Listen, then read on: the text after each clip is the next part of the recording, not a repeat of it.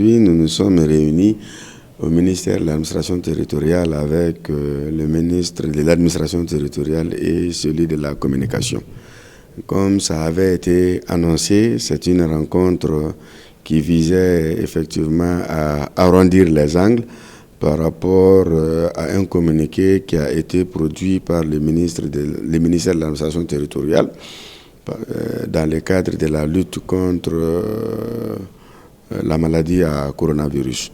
Ce communiqué a rappelé les dispositions de la loi sur l'état d'urgence et nous avons pensé que les rappels de ces mesures dans le contexte actuel n'étaient pas appropriés dans la mesure où nous avions estimé que le communiqué visait à restreindre les libertés, à empêcher les journalistes de faire correctement leur travail. C'est ce qui nous a amené à faire la mobilisation générale à travers une conférence de presse. C'est ainsi que les autorités ont décidé de nous rencontrer pour que nous échangions et ils ont exprimé leur volonté de travailler avec les médias, de préserver la liberté de la presse et de faire en sorte que ces libertés ne soient pas bafouées. Donc nous nous sommes entendus, ils ont même suggéré la mise en place d'une commission d'un cadre de concertation.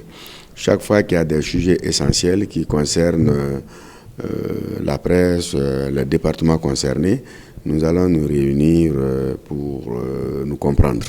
Donc nous pensons que nous nous sommes compris.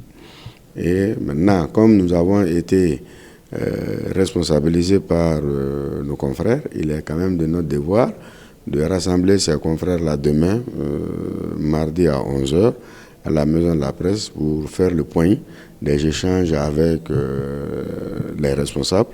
Et c'est aux journalistes d'apprécier ce qui a été dit. Tout à fait. En tout cas, nous avons eu des garanties. Il y a eu la manifestation de la bonne volonté, il y a eu la manifestation de la bonne foi. Ils nous ont quand même exprimé leur volonté vraiment de laisser la presse faire son travail. Et ils ont dit clairement qu'ils n'ont jamais été animés de mauvaise foi.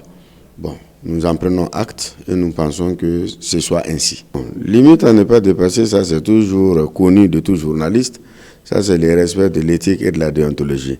Mais limite à ne pas dépasser aussi, ça, c'est les restrictions des libertés, notamment la liberté de la presse. Nous appelons les confrères à l'apaisement. Mais nous leur demandons de rester sereins, de rester vigilants, de rester mobilisés. Et demain, nous allons faire le point et que les uns et les autres apprécient les bonnes intentions qui ont été formulées et exprimées aujourd'hui, les apprécier à leur juste valeur.